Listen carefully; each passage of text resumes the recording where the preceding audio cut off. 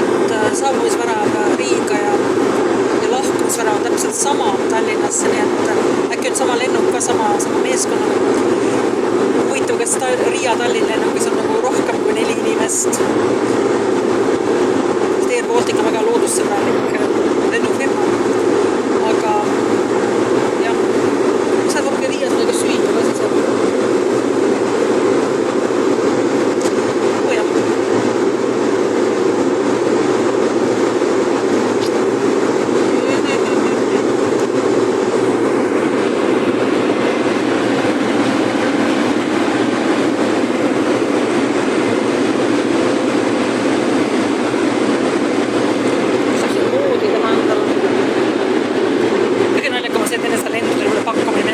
Ja siis see kõige põrgus, see mingi 2 minutini lend, eks ju.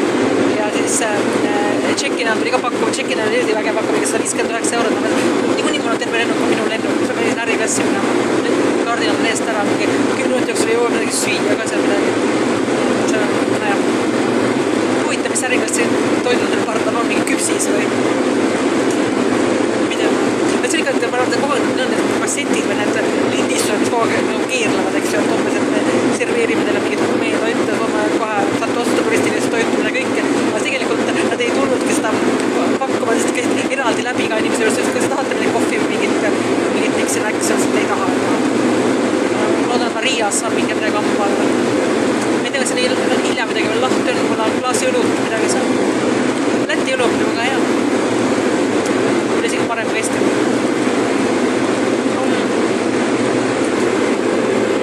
Lätil on ikka parem, raudselt parem kui Eesti, aga kahjuks seda ütlema, see on kibe tõde, aga see on kahjuks tõde. Eestit läks mingit jama, seda väga suurt jama. Aga näe. Ja ma võib-olla joon klaasi Läti õlu,